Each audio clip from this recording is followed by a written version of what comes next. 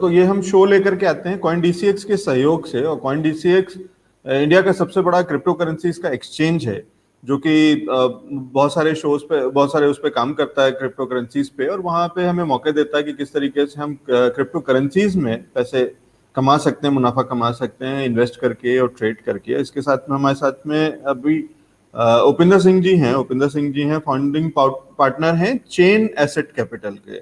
हम so sorry Upinder जी, वो शायद कहीं कुछ हमारे टेक्स्ट में और टेक्निकल उसमें गलती थी, तो वो हटा, हम सुधार रहे हैं। ठीक है, नो तो इशू। ठीक है।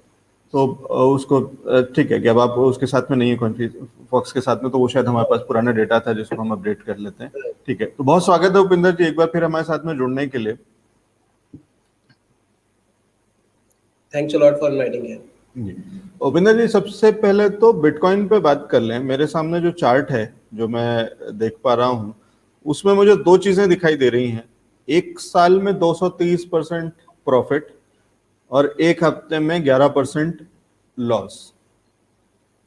ये ओके, ठीक है क्रिप्टो करेंसीज में या बिटकॉइन के हिसाब से? Is it normal? Very normal. Very normal. ठीक है, तो ये जरूरत इस बात की है, मैं इसलिए आपसे बात करके और फोकस इस पे करना चाह रहे थे कि ये एक काइंड ऑफ मिथ है। एक ट्रेडिशनल मीडिया अक्सर इस चीज पे बात करता है और कहता है कि क्रिप्टो करेंसीज में बड़ा वोलेटिलिटी बहुत होती है। तो वोलेटिलिटी उसके अंदर में नेचुरल है। ये जो डाउनफॉल है, जो कि बहुत सारे कई कारणों से, जो ट्वीट्स और बहुत सारी खबरें अभी जो हमने चलाई उसमें पता चला कि उसकी वजह से है, वो भी नॉर्मल है, आप ये कह रहे हैं। और ओवरऑल में आज भी अगर लार्जर पिक्चर देखते हैं तो ये एक बड़ा मुनाफा आज भी दे रहा है। एक साल पहले अगर किसी ने इसमें 100 रुपए डाले थे तो 230% वो बढ़ चुके हैं, तो मुनाफे में ही है। अभी भी क्या मौका है उपिंदर जी इसके अंदर में और निवेश करने का, या अभी क्या कहेंगे, क्या राय है आपकी? बिल्कुल जी, इसमें मौका है क्योंकि ये ग्लोबल फिनोमेना है। और अगर आप ग्लोबल वेल्थ को देखेंगे, चाहे वो यूएस डॉलर को देखिए, चाहे आप इंडियन रुपीस को देखिए, चाहे किसी और कंट्री की करेंसी को देखिए, तो हर दुनिया के लोग जो है वो बिटकॉइन को परचेज करने लगे हुए हैं और वो करना चाहते हैं। अभी आप अगर देखेंगे कि ग्लोबल लेवल पे वेल्थ बहुत ज़्यादा प्रिंट हो चुकी है। और इस वजह से अगर आप उसको कंपेयर करेंगे बिटकॉइन के अगेंस्ट, बिटकॉइन का मार्केट कैप अभी कुछ भी नहीं है। आज भी बिटकॉइन का मार्केट कैप जो है वो $1 ट्रिलियन के पास ही है। तो उस केस में आप अगर ये देखेंगे आज की डेट में कि बिटकॉइन की जो सप्लाई है वो लिमिटेड है। और काफ़ी सप्लाई तो इनफैक्ट लॉस्ट हो चुकी है। जो पुराने एड्रेसेस हैं वो एक्टिवेटेड नहीं है, वो होल्ड करके बैठे हैं, कुछ लॉस्ट हो चुके हैं। और जो कुछ सर्कुलेटिंग सप्लाई है जो भी मार्केट में आनी है, मुश्किल से आई थिंक आज की डेट में लगभग 1.5 मिलियन सप्लाई और मार्केट में आनी है मेरे हिसाब से, 1.5 से 2.5 मिलियन सप्लाई। तो इस सप्लाई को आप देखिए कि जो ग्लोबल वेल्थ है बहुत इजीली ईट अप कर सकती है। और अगर आज कोई भी एक बिलियनर डिसाइड कर ले कि मुझे बड़ा चंक बिटकॉइन का उठाना है, तो आप सोचिए बिटकॉइन का प्राइस कहाँ जाएगा। तो इस हिसाब से बिटकॉइन को एक इंटरनेट का गोल्ड मान के चलिए। क्योंकि मैं एक सिंपल फंडामेंटल लेके चलता हूँ कि अगर आज की डेट में 18.5 से ऊपर की जो मिलियन सप्लाई है वो पिछले 12 साल में माइन हो चुकी है, बाकी की जो लेफ्ट ओवर सप्लाई है वो अगले 120 साल में माइन होनी है। तो आप सोचिए, आप 120 साल छोड़ दीजिए, आप अगले 10 साल को सोचिए, अगले 10 साल में बिटकॉइन का प्राइस कहाँ जाएगा, राइट? तो आई थिंक इससे बढ़िया कोई फिनोमेना नहीं हो सकता, क्योंकि ग्लोबल लेवल पे हर कोई बिटकॉइन के को ऐसे इन्फ्लेशन के अगेंस्ट हेज करना चाह रहा है। उपिंदर जी, हमारे एक दर्शक हैं, दीपक मल्होत्रा जी हैं, सीए हैं। वो जानना चाहते हैं कि वो कुछ पैसे, शायद 1 लाख रुपए कह रहे हैं कि बिटकॉइन में इन्वेस्ट करना चाहते हैं। आप क्या राय देंगे कि क्या वो पूरा पैसा अभी इन्वेस्ट कर दें, या अभी उन्हें रुक करके डिप्स में और खरीदते जाना चाहिए? क्या राय होगी आपकी?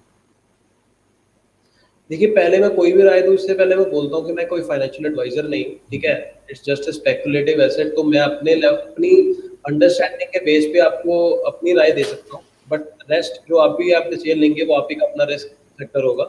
तो मेरे हिसाब से तो मैं ये देखता हूँ, बिटकॉइन $64,000 तक जाके आया है। आज की डेट में बिटकॉइन $34,000 पे खड़ा है। तो आप देखिए, सीधा सीधा $30,000 का डिस्काउंट है। It is huge discount, right? तो अगर आप उस टाइम पे बाय करते 1 लाख रुपए का, तो शायद आज की डेट में आपका 50 से 60 लाख रह जाता मुश्किल से, सॉरी 50 से 60,000 रह जाता। जी तो अब अगर आप आज बाय करते हैं, तो यहाँ से मुझे लगता है कि ये एक बहुत अच्छा बाय है। और मैं अगेन हमेशा लेमन स्ट्रेटेजी बोलता हूँ कि आपको कुछ नहीं समझ आ रहा, कोई बात नहीं, 50% आंख बंद करके अभी डाल दीजिए। अगर यहाँ से 50% एक और आती है, तो बाकी का रेस्ट 50% डाल दीजिए, डॉलर कॉस्ट एवरेज भी हो जाएगा और आपको एक बहुत अच्छा एग्जिट भी मिल जाएगा फ्यूचर में। जी, ये पहले भी आपने ये राय यही दी है कि तो दीपक जी आपके लिए राय ये है, या जो भी दर्शक हमें देख रहे हैं जो चाहते हैं कि बिटकॉइन में इन्वेस्ट करना, मौका अच्छा है, लेकिन उपिंदर जी ये कह रहे हैं कि 50% अभी इन्वेस्ट करें। तो अगर आप अपने 100 रुपए इन्वेस्ट करना चाहते हैं तो आज सिर्फ 50 रुपए बिटकॉइन में इन्वेस्ट करें, और बाकी 50 रुपए हर अगली गिरावट में जब जब आपको और मौका मिले, और जो कि इतना वोलेटाइल है, ये होता ही है क्रिप्टो करेंसी, तो उसके अंदर में बार बार आपको अक्सर वो डिप्स मिल जाएंगी। जैसे इस हफ्ते के अंदर में 11% की डिप है, तो आराम से इस तरीके के डिप्स में आप फिर 10-10% करके आप डालते रह सकते हैं, और लॉन्ग टर्म में आपको ये अच्छा मुनाफा देने वाला है, जैसा कि उपिंदर जी कह रहे हैं कि कई गुना मुनाफा देने वाला है। अगर मैं आपके सामने आपकी स्क्रीन पर वो चार्ट है जो कि बता रहा है कि पिछले 1 साल के अंदर में मात्र 230% मुनाफा बिटकॉइन ने दिया है, तो आप उससे अंदाजा लगा सकते हैं कि आज अच्छे डिस्काउंट पे मिल रहा है। 65,000 64,000 का लेवल टच करके आया है, 35,000 के भाव में मिल रहा है। यहाँ पे भी अगर आप डाल करके और इन्वेस्ट करना शुरू करते हैं तो फिर आपको एक बड़ा मुनाफा दे सकता है। ठीक है उपेंद्र जी, एक सवाल आ रहा है, ये पूछ रहे हैं शिबा इनू पे, अनूप साहू जी हैं, जानना चाहते हैं शिबा इनू पे आपकी राय क्या है? देखिए, कोई भी कॉइन होता है, चाहे वो शिबा इनू हो, चाहे डॉज कॉइन हो, चाहे कोई और कॉइन हो, हमेशा एक मैं आपको एक सीक्रेट बताता हूँ, उनका सिंपल फंडामेंटल होता है सप्लाई डायनामिक्स। आप सिंपल कॉइन मार्केट कैप या coin.com पे जाइए, वहां पे जाके देखिए उनका टोटल सप्लाई कितना है और सर्कुलेटिंग सप्लाई कितना है। आपको वहीं से अंदाजा हो जाएगा कि मार्केट में अभी सर्कुलेशन कितनी है, यानी कि डिस्ट्रीब्यूटेड सप्लाई कितनी है, और वो कितने नंबर ऑफ एड्रेसेस में डिस्ट्रीब्यूटेड है। वो उनके ब्लॉकचेन एक्सप्लोरर होता है, वहां से प्रॉपर इंफॉर्मेशन सारी मिल जाती है। अब अगर एक कॉइन है, जैसे मैं एग्जांपल देता हूँ पोल्का डॉट की। पोल्का डॉट की नेट जो सप्लाई है वो क्लोज टू 1 बिलियन है, लाइक 900 समथिंग मिलियन है। तो उसकी ऑलमोस्ट जो सर्कुलेटिंग सप्लाई है वो ऑलमोस्ट उतनी ही है, 800 समथिंग मिलियन। दैट मीन्स कि लगभग 80 to 90% सप्लाई जो है वो सर्कुलेशन में है, जो अभी अनलॉक होनी है वो बहुत कम है।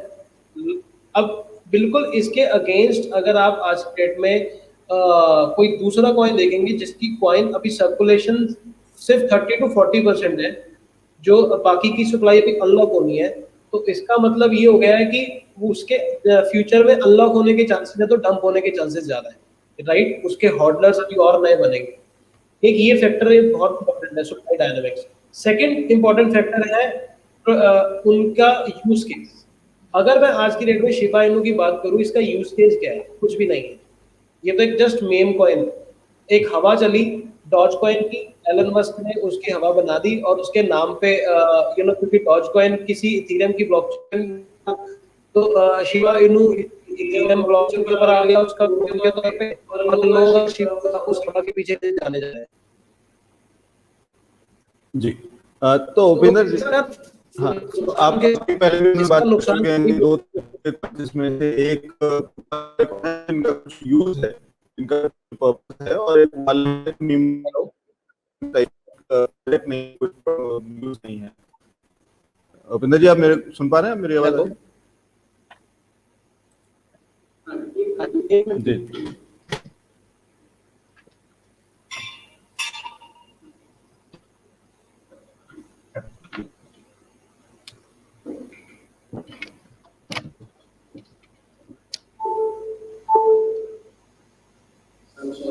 I'm sorry, actually ना बैटरी इसकी ओवर हो गई थी, तो I just forgot। हाँ जी, बोलिए, सॉरी मेरा वो बीच में मिस हो गया था। तो उपेंद्र जी, हम ये जानना चाह रहे थे कि हम ये पहले भी बात कर चुके हैं, दो तरीके के कॉइन्स है। एक वो वाले जो कि जिसमें जिसका कुछ पर्पस है, जिसका कुछ यूज है, कुछ प्रोजेक्ट है, और कुछ वाले जो मीम कॉइन्स टाइप हैं जिनका कि कुछ यूजेज नहीं है, जो आप कह रहे हैं कि उसमें डालने से अनसेफ है। इसको हमने पिछली बार भी कोशिश करी थी आपसे थोड़ा सा समझने की, एक बार फिर से हमें दर्शकों के सहूलियत के लिए बता दीजिए। तो ऐसे आपने शायद ये कहा था कि 50% अपने पोर्टफोलियो का क्रिप्टो के अंदर में बिटकॉइन में रखना चाहिए, राइट? करेक्ट, ठीक है। बाकी 50% को आपने कुछ शायद 4 या 5 अलग अलग कैटेगरीज में जो बांटने को कहा था। आज सिर्फ कैटेगरीज थोड़ा थोड़ा बता देंगे कि कौन से कैटेगरीज होते हैं और वो किस तरीके से काम करते हैं। राइट, तो देखिए क्या है कि अभी जो क्रिप्टो करेंसी वर्ल्ड है, मैं पिछले 5-6 साल से जो देख रहा हूँ, वो हर साइकिल में उनका जो ऑल्ट कॉइन्स होते हैं, जो बिटकॉइन को छोड़ के जितने भी करेंसीज है, उनके ट्रेंड्स चेंज होते रहते हैं, राइट? क्योंकि अभी बहुत ही नेसेंट वर्ल्ड है, बहुत नया फील्ड है, तो इसके जो ट्रेंड्स है वो चेंज शिफ्ट हो रहे हैं। लेकिन एक ऐसा ट्रेंड है जो है बिटकॉइन, जो कभी शिफ्ट नहीं हो रहा है। Bitcoin through out solid currency के तौर पे चल रहा है, इसीलिए हम इसको 50% बोलते हैं कि पोर्टफोलियो 50% होना चाहिए। अब जो रेस्ट 50% की हम बात करते हैं, उसमें से मैंने 25% इंफ्रास्ट्रक्चर ब्लॉकचेन्स को इसलिए बोला है बिकॉज आज की डेट में सबसे बड़ा यूटिलिटी अगर क्रिप्टो करेंसी का बिटकॉइन के बाद कोई है तो वो इंफ्रास्ट्रक्चर ब्लॉकचेन्स है। क्योंकि आज इथीरियम हो गया या मैटिक नेटवर्क हो गया या फिर पोलकाडॉट हो गया या फिर बाइनेंस स्मार्ट चेन हो गया, कार्डानो हो गया, इनके ऊपर जो स्मार्ट कॉन्ट्रैक्ट्स बन रहे हैं, जितने भी फाइनेंशियल प्रोडक्ट्स दुनिया भर के चलने हैं आगे जाके या आज कुछ चल रहे हैं, जिनको हम डीफाई स्पेस बोल रहे हैं, डिसेंट्रलाइज्ड फाइनेंस बोल रहे हैं, या कोई भी और ऐसा यूज केस जो कि डिजाइन हो सकता है स्मार्ट कॉन्ट्रैक्ट्स के थ्रू, वो सारा इंफ्रास्ट्रक्चर ब्लॉकचेन्स पे डिपेंडेंट है। तो दैट मीन्स कि इंफ्रास्ट्रक्चर ब्लॉकचेन्स की बहुत ज्यादा नीड है आने वाले टाइम में, राइट? अभी आप देखिए जितना ट्रेडिशनल फाइनेंस चल रहा है हमारा, सारी स्टॉक मार्केट्स जो चल रही हैं या कोई भी हमारा बैंकिंग सेक्टर चल रहा है, हमारे फिनटेक सेक्टर के जो भी पेमेंट एप्लीकेशन चल रही हैं, वो सारे सेंट्रलाइज सर्वर्स पे डिपेंडेंट है। कोई भी आज की डेट में डिसेंट्रलाइज्ड ब्लॉकचेन्स इंफ्रास्ट्रक्चर्स को अभी यूज नहीं कर रहा है, लेकिन आने वाले टाइम में यही इंफ्रास्ट्रक्चर ब्लॉकचेन्स है, ये जब स्केलेबल हो जाएंगी तो इनके ऊपर सारा नैरेटिव शिफ्ट हो जाएगा, राइट? तो इसलिए इनका स्कोप हमेशा रहेगा। तो मैं ये कहता हूँ कि 25% आपका जरूर इसमें रहना चाहिए, बिकॉज ये फ्यूचर है बिटकॉइन के बाद। फिर उसके बाद जब मैं कहता हूँ बाकी, अब क्योंकि जो इंफ्रास्ट्रक्चर ब्लॉकचेन्स के ऊपर जो सबसे ज्यादा चलने वाला सेक्टर है वो है डीफाई। वो डीफाई जो है, वो डीफाई आज की डेट में आपके सामने उसका जो जैसे प्राइम एग्जांपल्स है डिसेंट्रलाइज्ड एक्सचेंजेस के तौर पे, यूनिस्वैप हो गया, सुशी स्वैप हो गया, फिर आपका डिसेंट्रलाइज्ड मनी मार्केट प्रोटोकॉल्स या लेंडिंग प्रोटोकॉल्स के तौर पे आपके आवे हो गया या कंपाउंड हो गया या मेकर हो गया। तो ये सारे जो आपके प्रोटोकॉल्स हैं, ये सारे प्रोटोकॉल्स आज की डेट में एक प्रोडक्टिव एसेट्स के तौर पे देखे जा रहे हैं। इनके अंदर लिक्विडिटी लॉक्ड है, वो जो लिक्विडिटी लॉक्ड है वो इंफ्रास्ट्रक्चर ब्लॉकचेन्स के ऊपर लॉक्ड है, राइट? तो अगर मैं इसके बाद एग्जांपल दूंगा आपको ऑरेकल्स की, चेन लिंक हो गया, तो ये सारे इन डीफाई एप्लीकेशंस के ऊपर डेटा को प्रोवाइड करवाने के लिए हेल्प कर रहे हैं, राइट? तो इनका एक यूज केस है, राइट? तो इसी तरह मैं इसीलिए बोलता हूँ 15% आपका डीफाई प्रोजेक्ट में होना चाहिए। 15% किस में होना चाहिए? 15%, 15%। किसमें?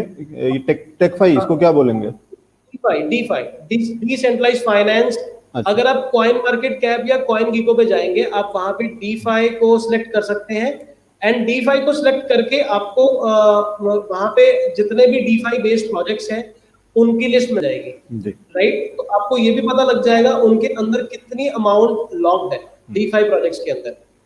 ठीक है, तो आपने कहा कि 50% तो बिटकॉइन में हो गया, 25% इंफ्रास्ट्रक्चर में, 15% डीफाई में। हाँ, अब 10% जो बचा इसको, अब 10% जो बचा, मैं ये कहता हूँ कि देखिए कुछ ट्रेडिशनल ब्लॉकचेन प्रोजेक्ट्स हैं, जैसे कि लाइट कॉइन हो गया, जो कि बिटकॉइन का क्लोन है लेकिन उसकी सप्लाई 4 टाइम्स है बिटकॉइन से। आपका डैश हो गया, या फिर आपके जो कॉइन्स हो गए जैसे प्राइवेसी बेस्ड कॉइन्स हो गए।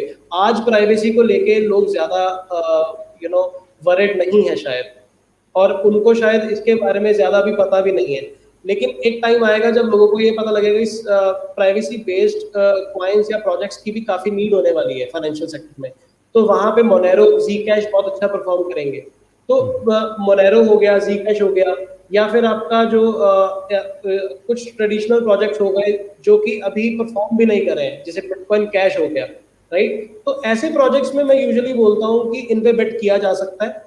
ये मेम कॉइन से मच बेटर है बिकॉज एटलीस्ट इनका एक यूज केस है। अगर आज बिटकॉइन का नेटवर्क स्लो हो गया है, वो क्लॉग हो रहा है, तो ऑल्टरनेटिव करेंसी के तौर पे मे बी बिटकॉइन कैश को यूज किया जाए, मे बी लाइट कॉइन को यूज किया जाए, राइट। प्राइवेट कॉइन्स के तौर पे जैसे अभी रिसेंटली मोनेरो की डेवलपर टीम ने अभी रिसेंटली एक ऐसा गेटवे क्रिएट किया है जहां से direct bitcoin to Monero transactions easily हो सकती हैं इन डिसेंट्रलाइज्ड फॉर्म। तो उस केस में कल को अगर मोनेरो का प्रोटोकॉल किसी तरीके से इनके साथ कनेक्ट होता है तो मोनेरो को एक बहुत अच्छा यूज केस बिल्ड हो सकता है। जी कैश ऑलरेडी इथेरियम के साथ मिलकर कुछ ना कुछ कर रहा है, राइट। तो इसी तरह से बिटकॉइन जैसे एक प्रोजेक्ट है रेन के नाम से जो इथेरियम नेटवर्क के ऊपर है, वो बिटकॉइन बिटकॉइन कैश जी कैश इन सबको ERC20 फॉर्मेट में रैप्ड वर्जन्स में उतार रहा है, राइट। तो इस टाइप के प्रोजेक्ट्स में पैसा बेट करना ज्यादा बेटर है जो एक्चुअल में कुछ काम कर रहे हैं, जिनका एक यूज केस बनेगा फ्यूचर में जाके, ना कि मेम कॉइन्स डोज कॉइन जैसे जिनका कोई फ्यूचर ही नहीं है, जिनका कोई पता ही नहीं है वो आगे जाके 2 साल में क्या बनेंगे, right. So this is my view. So 10% हम वहां पे बेट कर सकते हैं। अब 10% बेट करने का मतलब ये कि अगर मेरा बाकी का 90% परफॉर्म कर गया बढ़िया, तो अगर 10% अंडर परफॉर्म भी करा तो still my portfolio will be very safe.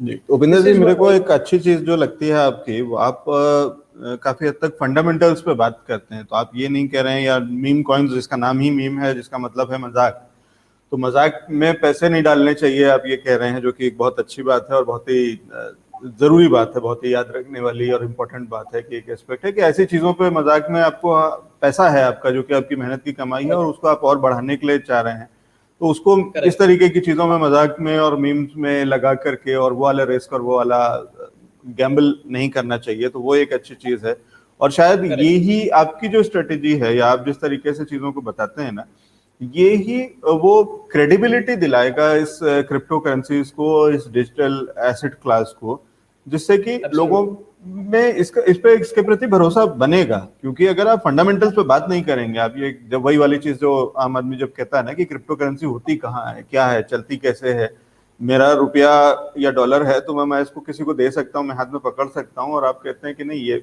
Bitcoin आज तक किसी ने हाथ में नहीं पकड़ा, तो फिर ये कैसी करेंसी है, इसका क्या किया जाए, कैसे चलता है, और सब कुछ लगता है कि केवल कुछ कोड्स हैं, कुछ कंप्यूटर के अंदर में कुछ बना दिया गया है जिसका कोई कुछ फंडामेंटल्स नहीं है, कुछ बेसिस नहीं है। तो यहाँ पे आप बता रहे हैं कि किस तरीके से उसका बेसिस है, उसका यूजेज है, और यूजेज वाले ही कॉइन्स के अंदर में लोगों को काम करना चाहिए, पैसे इन्वेस्ट करने चाहिए, और वही एक अच्छा तरीका है। ये सब जो कुछ फ्रिल्स हैं, जो बहुत ही वैसे फ्रिंज टाइप की चीजें हैं, इसमें नहीं पड़ना चाहिए। ये मजाक है और मजाक को मजाक की तरह लें, उसमें पैसे या सीरियसनेस उसके अंदर में ना करें। तो ये अच्छी राय है। नेक्स्ट टाइम उपेंद्र जी आपसे एक एक करके ना इन इंफ्रास्ट्रक्चर जो हमने बात करी, ये जो अलग अलग इंफ्रास्ट्रक्चर डीफाई और लाइटकॉइन वाला, इसको और डिटेल में लेते हैं और एक एक करके एक एक सेगमेंट को पकड़ते हैं और उस पर बात करते हैं, क्योंकि हमारे दर्शक जानना चाहते हैं कि किस तरीके से एक बैलेंस पोर्टफोलियो क्रिप्टो के अंदर में बनाया जाए। तो हमने बैलेंस पोर्टफोलियो पे बात तो कर ली, सेक्टर वाइज तो कर ली कि क्या क्या चीजें होनी चाहिए। 50% गिवन है कि बिटकॉइन में डालिए, उसको भी आपने ये कहा कि आज सारा पैसा न डाल करके अगर आज से कोई शुरू कर रहा है तो उसका अपने जितना पैसा वो बिटकॉइन में डालना चाहता है उसका 50% आज डाले और बाकी को अलग अलग डिप्स में बाय करता चले। उसके अलावा पूरा पोर्टफोलियो बनाने के लिए जो बाकी का 50% जो क्रिप्टोज में डालना चाहिए, वो उसका सेगमेंटेशन हमने आज डिस्कस कर लिया कि 25% इंफ्रास्ट्रक्चर में, 15% डीफाई में और 10% लाइट कॉइन या इस तरीके के कुछ प्रोजेक्ट्स में, मोनेरो, जीकेश वगैरह में। इसको नेक्स्ट उसमें एपिसोड में हम एक बार और डिटेल में लेते हैं, एक एक करके इंफ्रास्ट्रक्चर, डीफाई और इनमें समझने की कोशिश करते हैं कि इसमें कॉइन्स क्या हैं और कहाँ पे मौका है। बहुत शुक्रिया समय निकालने के लिए और हमारे साथ जुड़ने के लिए उपिंदर जी, बहुत धन्यवाद। इसमें एक पॉइंट में जाते जाते आपको सबको बताना चाहता हूँ, ये एक पॉइंट है जिसको अगर गांड बांध लेंगे ना सारे व्यूअर्स, तो वो कभी भी धोखा नहीं खाएंगे। जो मैंने पिछले अपने 5 साल के करियर में इसको फॉलो किया है, वो है सप्लाई डायनामिक्स। इसको आप कभी मत छोड़िए। आप देखिए कि नेट टोटल सप्लाई कितनी है, सर्कुलेशन में कितनी है, और ये आपको बहुत हेल्प करेगी ओवरऑल प्राइस को जज करने में।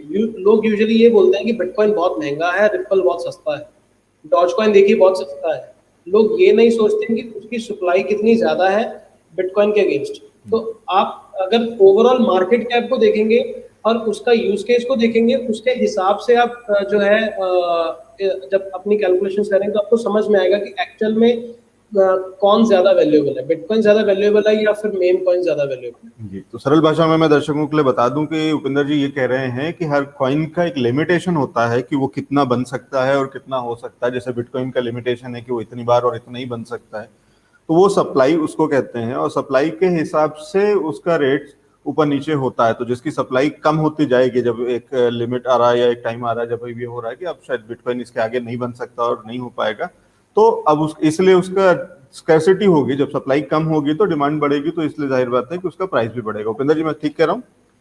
एब्सोल्युटली एब्सोल्युटली, बिल्कुल बिल्कुल। उनको ये लगता है कि शायद आज अगर बिटकॉइन $35,000 है तो ये $2 लाख नहीं जा सकता। जो रिपल आज शायद $1 है, वो $10 इजीली जा सकता है। लेकिन वो उनको ये समझ नहीं आ रहा है कि कितने अमाउंट ऑफ सप्लाई आज भी अनलॉक्ड है, सॉरी लॉक्ड है रिपल की। 50% से ज्यादा सप्लाई लॉक्ड है आज भी, जबकि बिटकॉइन का 80% से ज्यादा अनलॉक्ड है मार्केट में। तो वो जो लॉक्ड सप्लाई है वो जिस दिन खुलेगी तो वैसे ही उसकी वजह से वो प्राइसिंग बहुत ऊपर ना जाकर के रुक जाएगा या नीचे भी आने की संभावना रहेगी। करेक्ट। जबकि बिटकॉइन में वो सप्लाई काफी कुछ निकल चुकी है बाहर, अनलॉक हो चुकी है। तो 80% बिटकॉइन ऑलरेडी बाहर है और 20% ही केवल अनलॉक होना बाकी है। तो बहुत ज्यादा इसमें गिरावट आने का स्कोप नहीं होगा, बढ़ने का बहुत ज्यादा होगा। तो इसलिए सप्लाई डायनेमिक्स को कह रहे हैं उपिंदर जी कि हमेशा ध्यान रखिएगा। जिस तरीके से हम इक्विटी के अंदर में फंडामेंटल्स पे बात करते हैं, उसकी पीई वैल्यू पे बात करते हैं, उसकी मार्केट वैल्यू पे बात करते हैं, उस तरीके से यहाँ पे सप्लाई डायनेमिक्स को ध्यान में रखना होगा क्रिप्टोस को। इसको और डिटेल में चर्चा करेंगे अगली बार, और फिर आपके पास आएंगे। बहुत शुक्रिया उपिंदर जी समय निकालने के लिए और हमारे साथ जुड़ने के लिए। Thank you so much. Thank you.